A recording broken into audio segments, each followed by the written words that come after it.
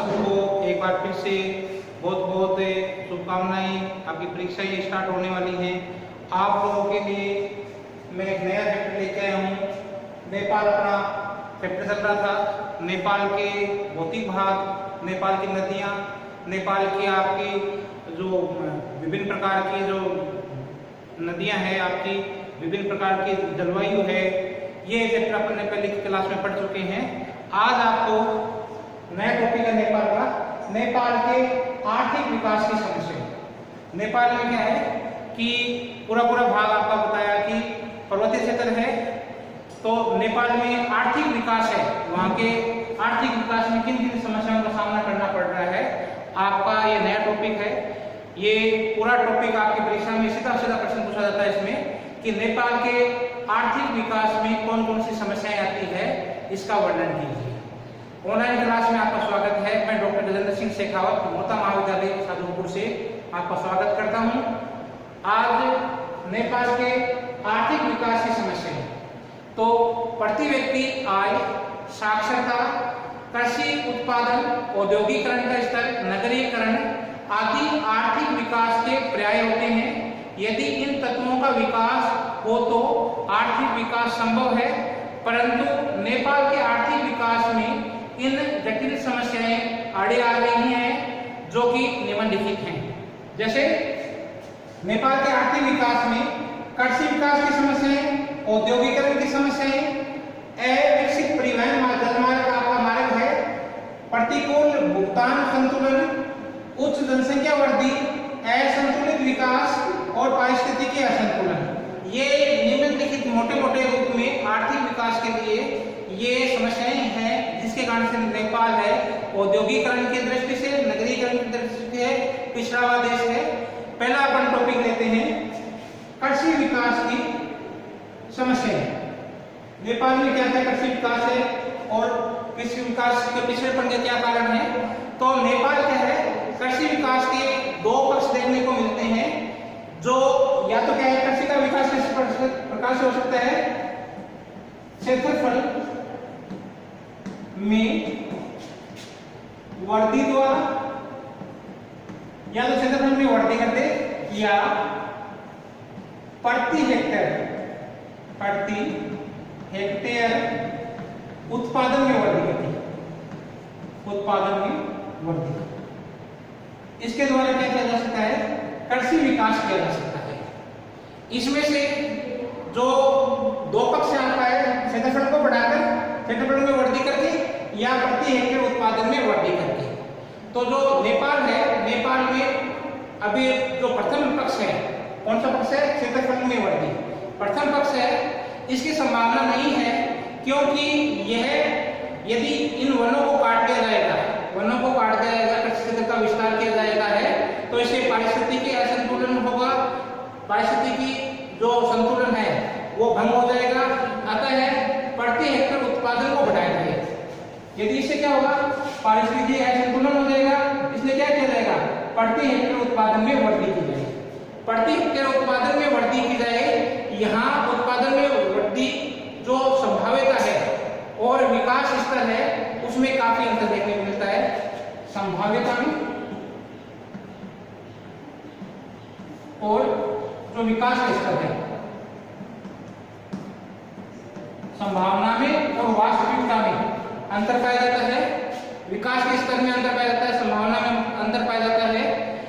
ये अंतर 1971-72 से 2010-11 यदि इन आंकड़ों को देखें तो जो खाद्यान्न फसल है, इसके संपूर्ण क्षेत्रफल में जो 17.5% की वृद्धि की गई, खाद्यान्न फसल क्या क्षेत्रफल में वृद्धि की गई 1971-72 से लेकर जो 2010-11 में जो क्षेत्रफल है, इस क्षेत्रफल खाद्यान्न फसल के जो क्षेत्रफल में इतनी 17.5% की वृद्धि की गई। लेकिन जबकि जो इस काल में उत्पादन में जो वृद्धि हुई थी, वो उत्पादन में वृद्धि क्या हुई, आपकी 14.5% की ही वृद्धि उत्पादन में वृद्धि। उत्पादन में वृद्धि क्या है, कम हुई है। क्षेत्रफल का विस्तार ज्यादा किया गया है, उत्पादन की मात्रा है वो कम हुई है।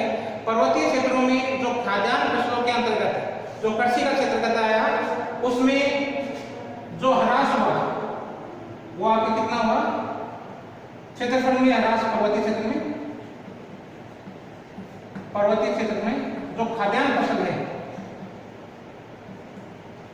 इसके अंतर्गत ह्रास, जो पर्वतीय क्षेत्र में कमी आई वो आपकी 2.7% आई, लेकिन इससे उत्पादन कम हो गया और उत्पादन कम होकर क्या हो गया, ये 12.55% है, ये उत्पादन में कमी आ गई। क्षेत्र तो इतना कम हुआ लेकिन उत्पादन में 12.5% की आपकी कमी देखने को मिली। इस असमान विकास के लिए भौगोलिक परिवेश तो दोषी है ही है। भौगोलिक परिवेश के साथ साथ में केवल अपन ये नहीं कह सकते हैं कि जो नेपाल के आर्थिक जो विकास है या कृषि का विकास है उसमें सिर्फ भौगोलिक परिवेश ही उत्तरदायी है। भौगोलिक परिवेश, ये भौगोलिक परिवेश ही उत्तरदायी नहीं है, इसके साथ साथ में यहाँ पर अन्य कारक हैं जो भी मुख्य रूप से आपका जो व्यवस्थात्मक तत्व है उनकी उपलब्धता के स्तर में भी कमी देखने को मिलती है। क्या है, अवस्थात्मक तत्व, जो स्ट्रक्चर है वहां का अवस्थात्मक तत्व है, अवस्थात्मक तत्वों में इनमें भी कमी देखने को मिलती है। इनमें भी कमी है, इनकी अनुपलब्धता का स्तर भी कम पाया जाता है।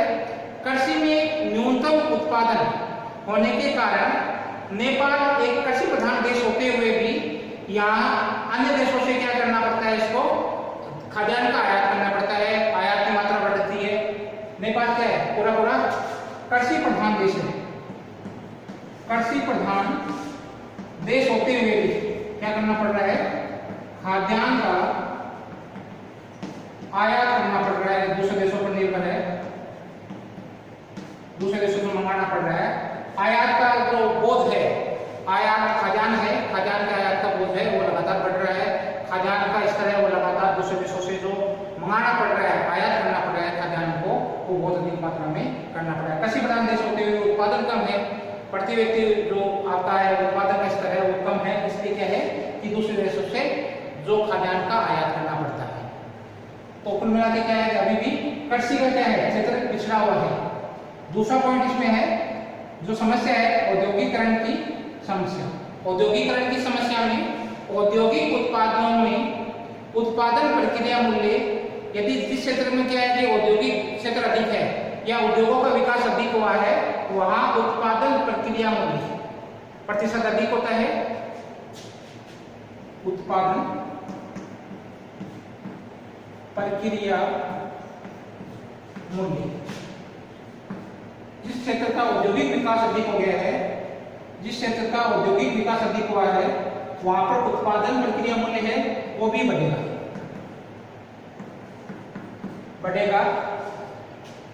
प्रति व्यक्ति आय है, इसमें भी वृद्धि होती है। यदि जिस क्षेत्र का क्या औद्योगिक विकास अधिक होगा तो उस क्षेत्र में क्या होगा, प्रति व्यक्ति आय में वृद्धि होगी, आय में वृद्धि हो जाती है और उत्पादन प्रक्रिया मूल्य है ये भी बढ़ जाता है। परंतु नेपाल में ये प्रखंड अभी भी विकसित नहीं है। यहाँ मात्र 1% जनसंख्या है वो उद्योगों में लगी है। नेपाल की कुल जनसंख्या का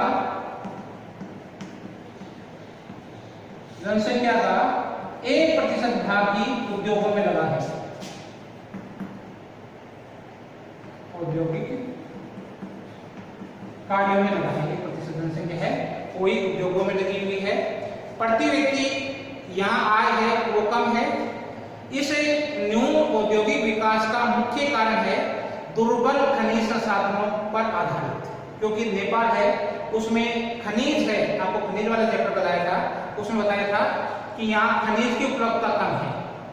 जो आपको इससे पहले जो चैप्टर है इससे पहले मैंने आपको खनिजों का, कृषि का, जलवायु का, वनस्पति का चैप्टर पढ़ा दिया। तो उसमें आपको बताया था कि यहाँ पर क्या है कि न तो कृषिगत उत्पादन अधिक होता है, न ही खनिज अधिक निकलते हैं। तो यदि पूरे उद्योग किस पर आधारित होते हैं, या तो खनिजों पर आधारित होंगे या आपके क्या उद्योग जो है उद्योग है वो कृषि पर आधारित होते हैं। तो नेपाल में खनिजों की दुर्बलता के कारण से जो उद्योग हैं उनका विकास नहीं हो पाया है। क्या है? खनिजों की कमी है। खनिजों की कमी के कारण उद्योगों का विकास नहीं हो पाया है। खनिजों की क्या है? दुर्बलता है, कमी है। नेपाल में कोई भी उद्योग है वो खनिजों के अत्यधिक पर्याप्त मात्रा नहीं होने के कारण से जो उद्योगों को आधार मिलता है खनिजों से, वो उसके कारण से कोई भी क्या है, नेपाल में कोई भी उद्योग खनिज नहीं निकलता है। पर्याप्त खनिज नहीं निकलने के कारण से कोई भी उद्योग है उसको आधार या सुदृढ़ आधार नहीं मिल पाया है, या औद्योगिकीकरण को सुदृढ़ आधार नहीं मिल पाया है। खनिज नहीं है तो उद्योगों को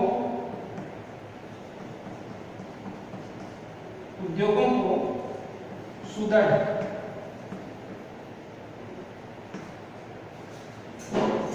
आधार नहीं मिल पाया है। किसके कारण से? खनिज नहीं है। खनिज नहीं है तो उद्योगों को सुदृढ़ आधार पे नहीं मिला पाया है, औद्योगिकरण नहीं हो पाया है। औद्योगिकरण नहीं हो पाया है,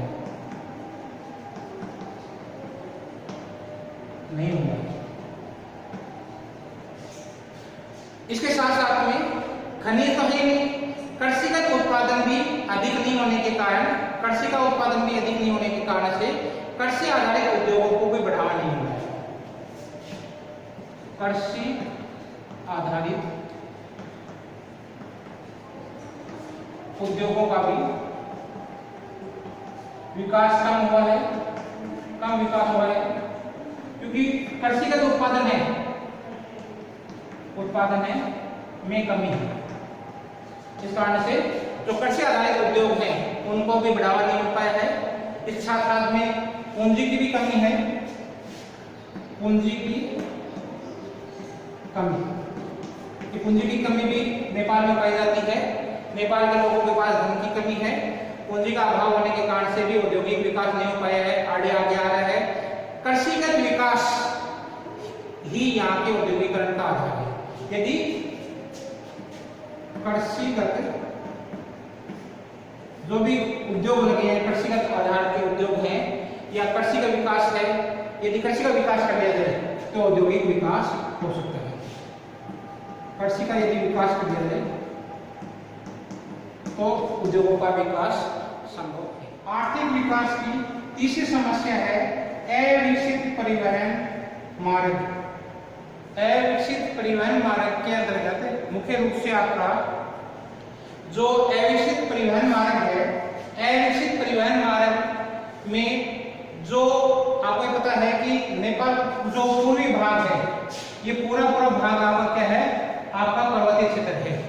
नेपाल का जो ऊपर वाला भाग है, ये आपका जो उत्तरी भाग है, ये पूरा आपका क्या है कि पर्वतीय क्षेत्र है। पर्वत प्रधान होने के कारण से, उच्चावच के कारण से नेपाल के जो यातायात है उसके विकास है उसमें बाधा उत्पन्न कर रहा है। पर्वत प्रधान उच्चावच के कारण नेपाल यातायात की काफी पिछड़ा हुआ है।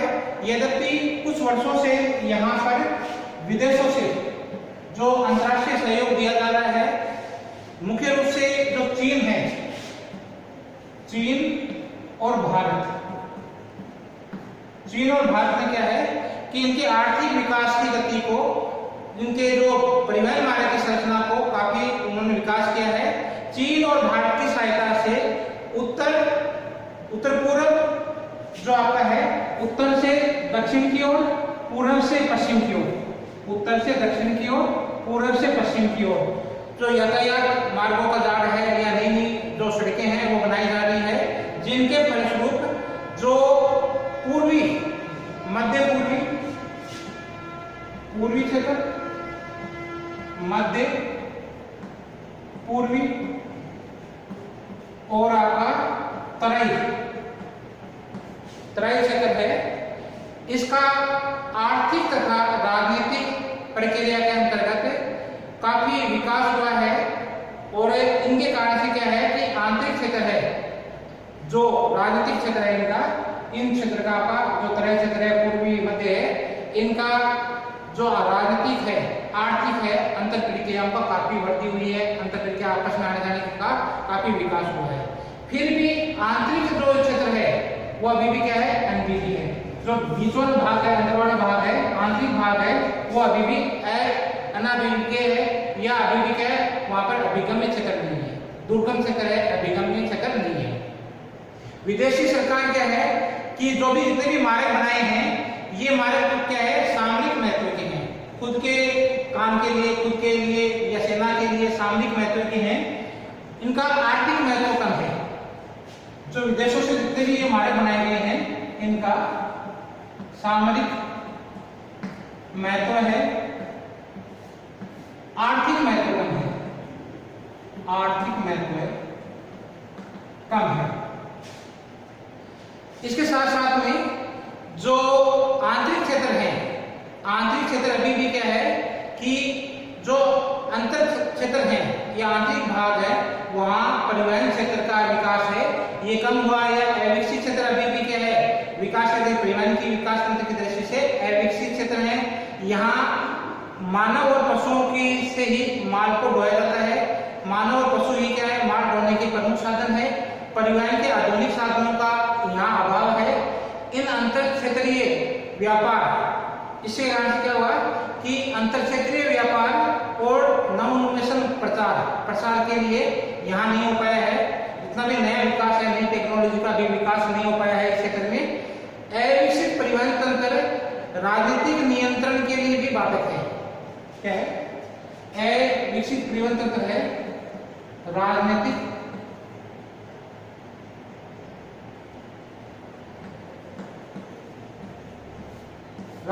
विकास के लिए या राजनीतिक जो कंट्रोल है वो नहीं हो पाता है, नियंत्रण नहीं हो पाता है। कृषि का जो प्रतिरूप है वो बिखराव के कारण से, सड़कों की अनुपलब्धता आदि के कारण से क्या है कि उत्पादन प्रक्रिया यदि आवश्यकता से अधिक उत्पादन हो जाता है तो उनका भी क्या है कि वो बाजार तक नहीं पहुंच पाती है। कृषि प्रतिरूप का बिखराव होने से, अलग अलग जगह पर बिखराव होने से और परिवहन साधनों का विकास नहीं होने के कारण से क्या है कि उत्पादन यदि अधिक है, उत्पादन अतिरेक होने पर भी बाजार तक नहीं पहुंच पाता है। क्या क्या है आपके, कृषि का उत्पादन यदि अधिक हो गया लेकिन परिवहन के साधन नहीं है, परिवहन के साधन नहीं है तो वहां पर क्या, उत्पादन अधिक होने पर भी बाजार तक नहीं पहुंच पाएगा और कृषि का जो व्यापारीकरण है उस व्यापारीकरण को बल नहीं मिलता है, कृषि के व्यापारीकरण को बल नहीं मिलता है। इसको परिवहन साधनों की कमी के कारण से कृषि का जो व्यापार है या व्यापारीकरण है उसको महत्व नहीं मिल पाता है, बल नहीं मिल पाता है। इसी प्रकार से आपकी चौथी जो आपके इसमें है नेपाल की समस्या, प्रतिकूल भुगतान संतुलन। प्रतिकूल भुगतान संतुलन का मतलब है, नेपाल भुगतान संतुलन का मतलब है आयात कितना हुआ, निर्यात कितना किया, किन किन सामानों का निर्यात किया, किन किन सामानों का आयात किया करने। तो नेपाल है, नेपाल में आयात निर्यात व्यापार संरचना यदि देखने हैं क्या है, प्रतिकूल भुगतान संतुलन में आयात निर्यात संरचना, यदि नेपाल की आयात निर्यात संरचना को देखा जाए तो इसमें काफी अंतर देखने को मिलता है। निर्यात जो वस्तु, आयात जो वस्तु है वो अलग अलग की जाती है, आयात में और निर्यात इनमें अलग अलग वस्तुओं का उत्पादन किया जाता है। निर्यात में जहां ये देश को निर्यात करेगा, ये प्राथमिक जो उत्पादन है, जो कच्चा माल है उसका उत्पादन करके उसको विदेशों में बेचता है, निर्यात करता है, उसका प्राथमिक वस्तुओं का उत्पादन करता है, ये प्राथमिक उत्पादों का उत्पादन करता है। और जबकि ये आयात दूसरे देशों से आयात करता है विनिर्माण। मतलब क्या हुआ कि माल का जो ये निर्यात करेगा ये तो कच्चा माल में करेगा जो कृषि आधारित है। इस कृषि आधारित उद्योगों जो आपके क्या है उत्पादन है, इसका क्या कर देता है, ये दूसरे देशों को निर्यात करता है। जबकि जो आयात है, आयात में विनिर्माण उद्योग, या विनिर्माण जो बनी हुई वस्तु है, जो आपके तैयार वस्तु है, उनकी प्रधानता है। विनिर्माण वस्तुओं की प्रधानता, इनकी प्रधानता रहती है। जो प्राथमिक उत्पाद है उनका क्या है, अंतर्राष्ट्रीय क्षेत्र है, उसमें प्रतिस्पर्धा का सामना करना पड़ता है। परिणाम स्वरूप निर्यात जो है, जो निर्यात आय है वो अस्थिर है, क्योंकि क्या है, अंतर्राष्ट्रीय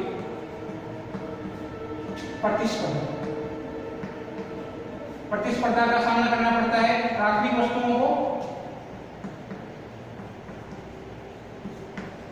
प्राथमिक उत्पादन को अंतर्राष्ट्रीय प्रतिस्पर्धा का सामना करना पड़ता है, और दूसरे देश भी इस पे क्या है, निर्यात करते हैं। तो प्रतिस्पर्धा के कारण से जो निर्यात आय है,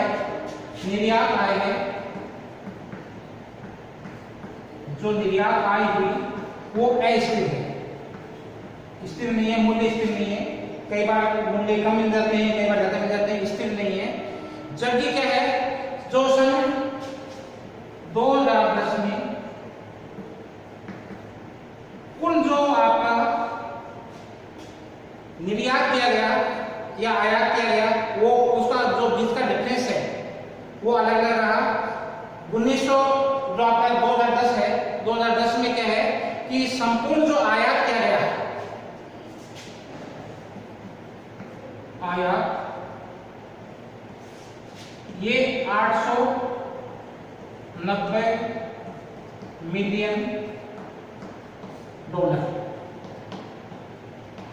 इसका क्या किया गया, वस्तुओं का आयात मूल्य है। और निर्यात मूल्य है 2010 में ही निर्यात किया गया 290 मिलियन डॉलर। इस प्रकार से देखो दोनों में अंतर कितना है, आयात कितना है, क्या मूल्य का किया गया, और निर्यात है बहुत ही कम मूल्य का है, वो निर्यात किया गया। दोनों के बीच में अंतर बहुत अधिक है। इस प्रकार से ये जो आपका है, इससे स्पष्ट हो जाता है कि जो अर्थव्यवस्था है यहाँ की, उस पर इसका क्या है, प्रतिकूल प्रभाव पड़ रहा है। आयात और निर्यात में अंतर और बढ़ रहा है, जिसके परिणाम स्वरूप घाटा है, ये घाटा बढ़ता जा रहा है, घाटा बढ़ता जा रहा है।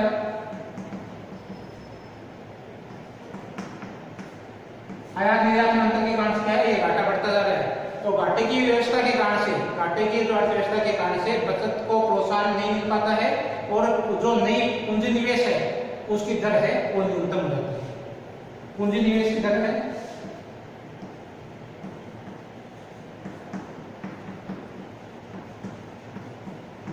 न्यूनतम, पूंजी निवेश दर है ये आपकी न्यूनतम हो जाती है। बचत को प्रोत्साहन नहीं मिल पाता है, बचत प्रोत्साहन नहीं मिलता।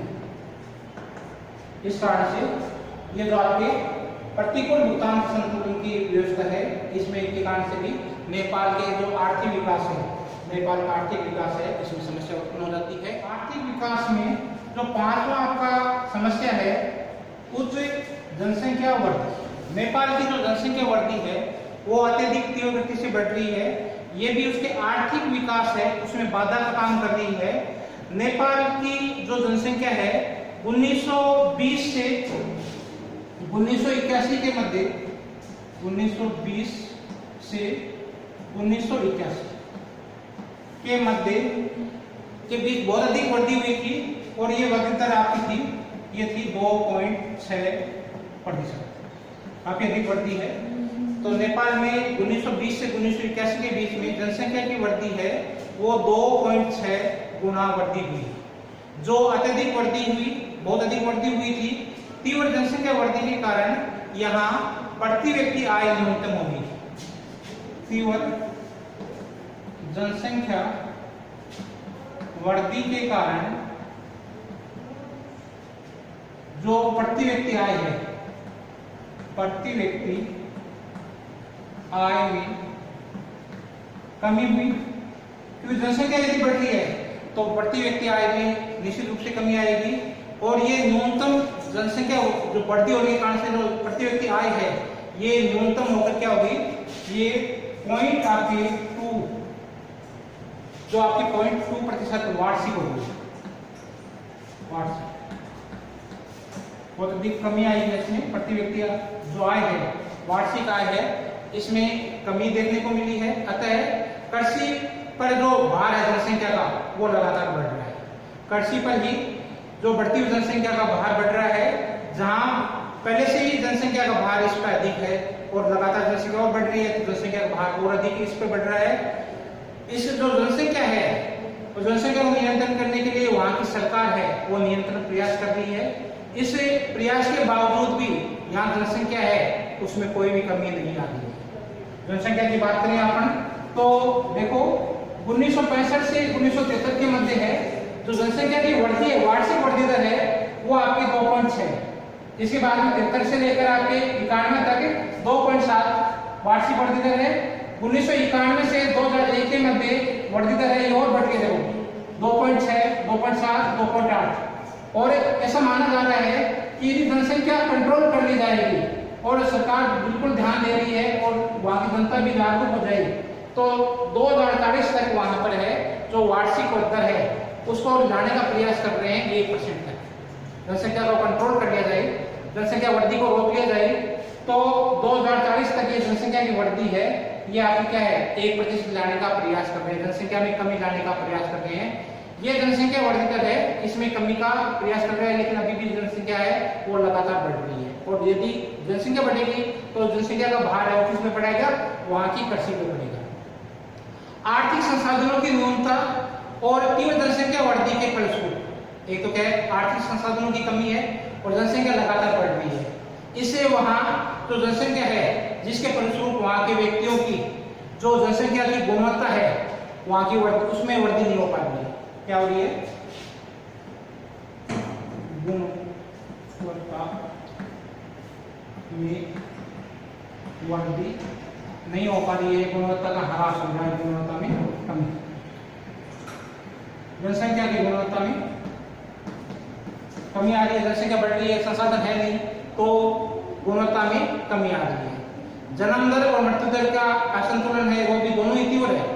जन्म दर है आपकी, जन्म दर है 38.8 प्रति हजार जो व्यक्ति है उस पर आपकी जनसंख्या की जो जन्म दर है वो आपकी प्रति ये 38.8% प्रति हजार है।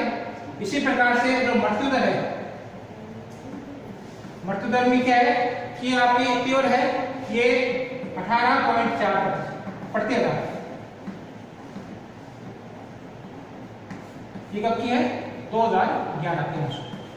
तो इन दोनों में भी क्या है तीव्र वृद्धि या और अधिक में क्या है वृद्धि हो रही है या ये उच्चतम है, दोनों ही क्या है उच्चतम, दोनों की दरों में क्या है उच्चतम देखने को मिलती है। जीवन प्रत्याशा जो लोगों का जीवन की औसत आयु है वो क्या है जीवन प्रत्याशा,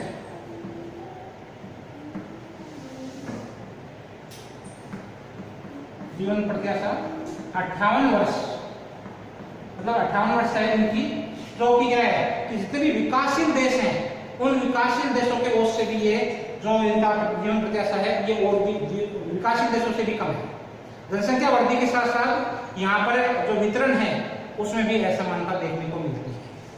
अगला आपकी समस्या है इसमें जो असंतुलित विकास, नेपाल में क्या है असंतुलित विकास हुआ है। नेपाल में जो विकास है उसमें प्रादेशिक विषमता देखने को मिलती है। प्रादेशिक विषमता, विकास में प्रादेशिक विषमता देखने को मिलती है। प्रदेश विशेष में ये विकास की दर है ये अलग अलग है। जो प्रदेश है आपका जो प्रादेशिक विकास है नेपाल का आपको बताया था, जो ये ऊपर वाला भाग है उत्तरी भाग है ये पूर्व भाग क्या है पर्वतीय है, जबकि जो उसका दक्षिणी भाग है ये पूर्व किसका है ये तराई क्षेत्र है। इन दोनों में क्या विकास की दर में अंतर देखने को मिलता है। पर्वतीय भागों में विकास कम हुआ है, कई सारे कारण अभी बताऊंगा, जबकि जो आपका ये तराई वाला क्षेत्र नीचे वाला तराई वाला क्षेत्र है यहाँ आर्थिक विकास है उसकी गति अधिक तीव्र हुई है। दोनों में अंतर देखने को मिलता है। उत्तरी पर्वतीय भाग से अपन जैसे जैसे दक्षिण की ओर आते हैं, उत्तरी पर्वतीय भाग से दक्षिण की ओर जैसे जैसे अपन तराई भागों की ओर करते हैं, तो जिस प्रकार जल का प्रवाह होता है वो भी क्या है, पर्वतीय भागों से तराई क्षेत्र की ओर आता है। मतलब क्या हुआ, उत्तर से दक्षिण की तरफ आ रहा है। तो जल प्रवाह के समान जो विकास का प्रवाह है वो भी क्या है, उत्तर से दक्षिण की ओर बढ़ रहा है। जिस प्रकार से जल बढ़ रहा है उसी प्रकार से जो विकास का प्रवाह है वो भी उत्तरी प्रवाह जो पर्वतीय क्षेत्र है उसे दक्षिण जो आपका भाग है, दक्षिण का जो तराई क्षेत्र है उसको जल की प्रवाह की भांति लोगों का जो तराई क्षेत्र है उनके लोगों को अधिक विकास का लाभ मिला है, वहाँ विकास अधिक हुआ है, वहाँ विकास अधिक देखने को मिलता है। यद्यपि पर्वतीय क्षेत्र और जो पहाड़ी क्षेत्र है दोनों में ही क्या है, संसाधनों की कमी है। संसाधनों में क्या है, दुर्बलता पाई जाती है, कमी पाई जाती है। कौन से, पर्वतीय और पहाड़ी क्षेत्र, इन दोनों क्षेत्रों में क्या है, संसाधनों की कमी है, दुर्बलता देखने को मिलती है, विषमता देखने को मिलती है। लेकिन जो विद्यमान जितने भी संसाधन है उन संसाधनों का वास्तविक संभाव्य उपयोग नहीं हो पाया है। जितना उपयोग उनका होना चाहिए उतना इनका उपयोग नहीं हो पाया है। जहां पर जो भी संसाधन मिलते हैं उनका संभाव्य उपयोग नहीं हो पाया है। संभाव्य उपयोग, संभाव्य उपयोग इन क्षेत्र में जो संसाधन पाए जाते हैं उनका उपयोग नहीं हो पाया है। विकास योजनाओं का केंद्रीकरण भी, विकास योजनाओं का केंद्रीकरण भी तराई क्षेत्र में अधिक पाया जाता है, तराई क्षेत्र में अधिक देखने को मिलता है। विकास की जितनी भी योजनाएं हैं उन विकास योजनाओं का क्षेत्र भी क्या है, मुख्य रूप से तराई का क्षेत्र है वो वहां देखने को मिलता है। क्योंकि वहां पर क्या है कि आपकी एक तो योजना है, इसके साथ साथ में कुशल श्रमिक और प्रशिक्षित श्रमिक भी इस क्षेत्र में अधिक देखने को मिलता है। परिवहन की सुविधा भी इस क्षेत्र में अधिक है, कुशल श्रमिक भी अधिक है, प्रशिक्षित श्रमिक अधिक है। इस कारण से क्या है कि तराई क्षेत्र का विकास है वो पर्वतीय क्षेत्रों से अधिक हुआ है। यद्यपि पर्वतीय क्षेत्र है या पहाड़ी क्षेत्र है वहाँ ग्रामीण विकास योजनाएं अभी भी क्रियान्वित हैं, फिर भी क्या है, आर्थिक उन्नति उस क्षेत्र में नहीं हो पाई है, क्योंकि वहां पर जो संसाधन निकल रहे हैं जो उनको उन्नति नहीं हो पाई है। और पर्वतीय क्षेत्र है या जो आपके पठारी क्षेत्र है या आपका जो पहाड़ी क्षेत्र है वहाँ जो घरेलू उद्योग है उनका भी विकास नहीं हो पाता है। इन क्षेत्र में जो घरेलू उद्योग है इन घरेलू उद्योगों का भी पूर्ण रूप से उपयोग नहीं हो पाया है। इनका केंद्रीकरण क्या हुआ, सिर्फ का जितनी भी योजनाएं हैं, जितने भी उद्योग है उनका सबका केंद्रीकरण कहाँ पाया जाता है, तराई क्षेत्र में पाया जाता है। यहाँ पर क्या है, जो आपकी परियोजनाएं हैं, जितनी भी योजनाएं हैं वो ज्यादातर कहाँ है, आपके तराई क्षेत्र में है। उस पर्वतीय क्षेत्रों में क्या है, प्रवास के कारण क्या है, बेरोजगारी होगी और बेरोजगारी अधिक होगी।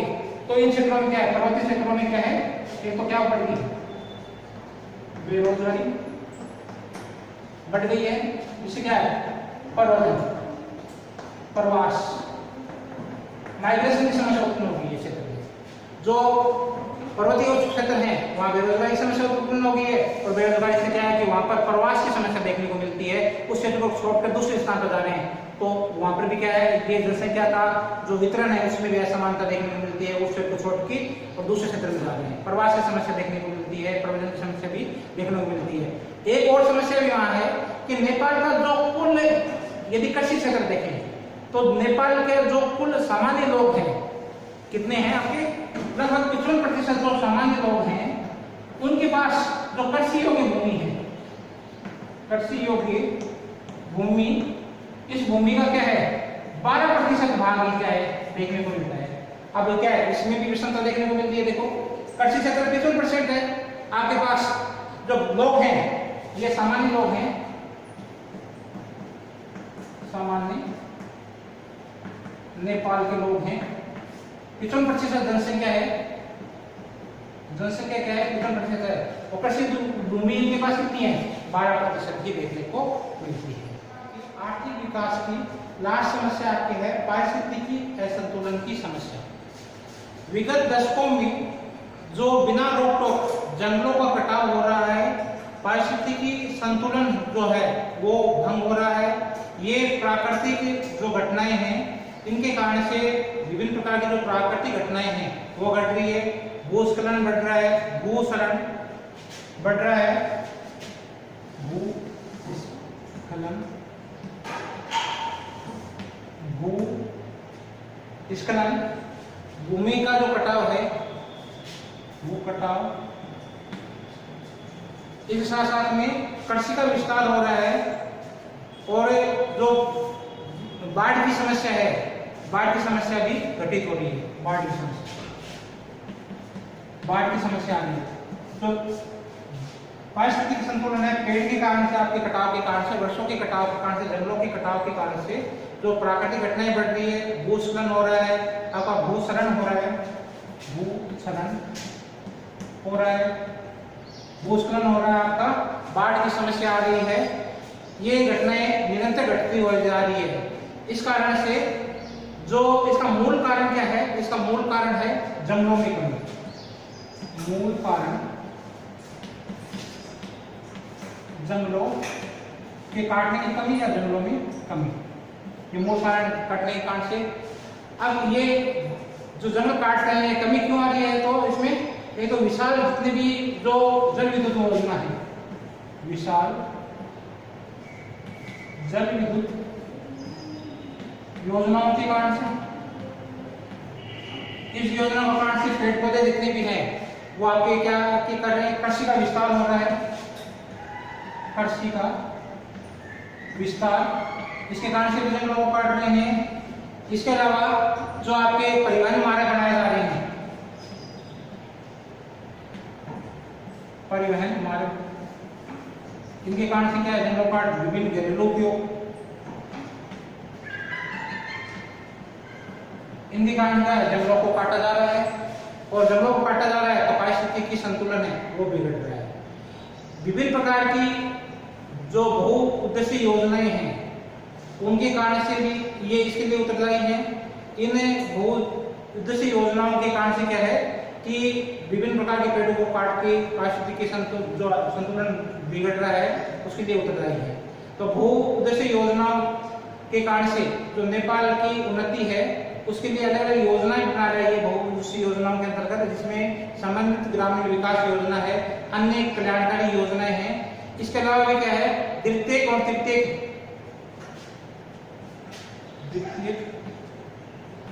और एक तो बहुत तृतीयक योजनाओं जो कार्य है, इसका बढ़ावा दे रहे हैं, और बहु उद्देश्य योजना, ये योजना जिसमें ग्रामीण विकास योजना, अन्य योजनाएं चल रही है, इनका अभी तक कल्याणकारी योजना चल रही है, द्वितीय तृतीय योजना है, आपकी क्रियाकलाप है, इनमें भी वृद्धि हो रही है। लेकिन इन योजनाओं को होते हुए भी, इनका सारा प्रयास करने के बावजूद भी अभी भी इनका लाभ है वो कुछ वर्ग विशेष को, कुछ क्षेत्र विशेष को इनका लाभ है वो कुछ वर्ग विशेष, क्षेत्र विशेष को ही इसका लाभ मिल पा रहा है। सभी लोगों को इसका लाभ नहीं मिल पा रहा है, जिसके कारण से नेपाल है एक विश्व का निर्धनतम देश माना जाता है। वर्ल्ड बैंक जो एक रिपोर्ट तैयार करती है, डेवलपमेंट रिपोर्ट तैयार करती है, तो जिसके अनुसार 1993 में ये निर्धन न्यूनतम जो न्यूनतम आय है, या जो न्यूनतम आपकी आय है, न्यूनतम आय वाला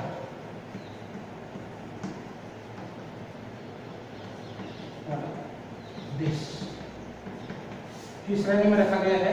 वर्ल्ड बैंक ने भी क्या है? वर्ल्ड बैंक ने से न्यूनतम आय वाला देश का दर्जा सम्मिलित किया है। उम्मीद है आपको ऑनलाइन क्लास समझ में आ रही होगी। आप ऑनलाइन क्लास में पढ़ाई कर रहे हैं, आप मन लगा के पढ़ाई करना, थैंक यू वेरी मच।